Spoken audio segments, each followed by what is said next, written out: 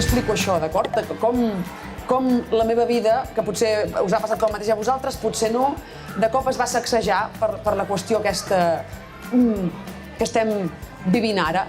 Jo vaig començar per casualitat, perquè era hippie abans, a treballar en una emissora de ràdio que es deia Com Ràdio, d'això fa molt temps. Després vaig fer una secció amb el Quim Monzó i amb l'Anton Maria Espadaler al programa de l'Antoni Bassas. O sigui, érem els tartamuts més grans de la història junts. O sigui, el Monzó, jo i l'Espadaler.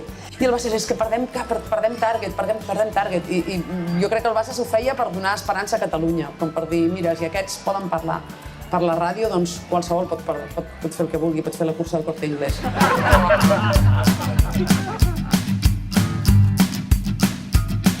I després va anar passant el temps i va passar això de l'Estatut i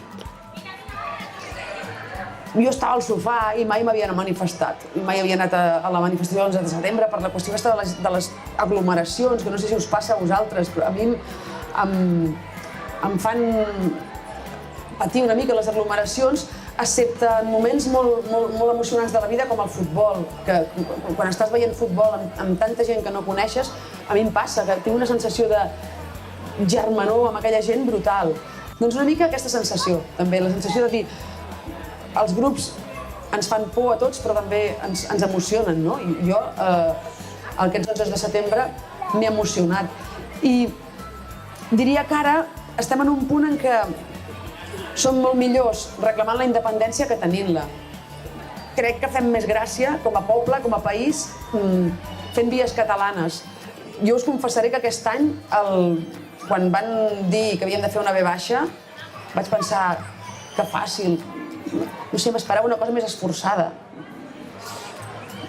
Un calvo gegant, alguna cosa molt bèstia, no? Perquè jo crec que ja Europa espera de nosaltres coses molt bèsties i que ja generarem un turisme d'INDEPE, no? Que si estem 10 anys per aconseguir això, que jo 10 anys espero que no, perquè 10 anys a Andorra no hi cabem, i hi ha la Cavaller.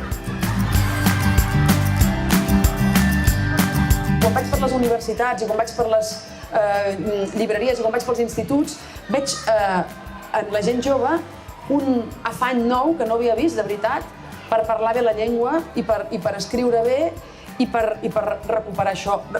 Fer-ho és fàcil, és només, ho diuen els sociolingüistes, és qüestió de ganes de fer-ho. Aquesta és la qüestió. I també hi ha ganes, jo diria, de muntar un país nou. Pitjor no pot ser. Jo penso, jo tinc una filla de 6 anys, va a l'escola pública. Si hi ha un senyor que diu que s'escolaritzi el seu fill en castellà, jo m'ho hauré d'envainar o desobeir. I de veritat, jo sóc molt còmoda, no tinc ganes de desobeir més, estic cansada, jo vull ser com els altres, no vull ser una heroïna, jo vull ser com ells. Per tant, espero que pitjor no ens anirà. Perdrem coses, però només unes quantes. Per exemple, perdrem l'Alícia Sánchez Camacho, la senyora d'UPyD. Jo crec que tenim un actiu molt bo que és els jubilats i els joves. Els jubilats no tenen res a fer, ho tenen tot fet. La meva sogra ara es dedica a cosir senyeres i fa coses i es posa samarretes, una cosa mai vista, aquella. Diu, estoy viviendo una segunda juventud. Ja està, ens fa el gazpacho igual, tomad niños del salmorejo, ens fot calbot quan no ens ho fotem, però ella està vivint una segunda joventut i ja està. Vull dir que jo crec que en aquesta Catalunya nova també hi ha castellanoparlants i és desitjable que així sigui. Jo estic molt esperançada.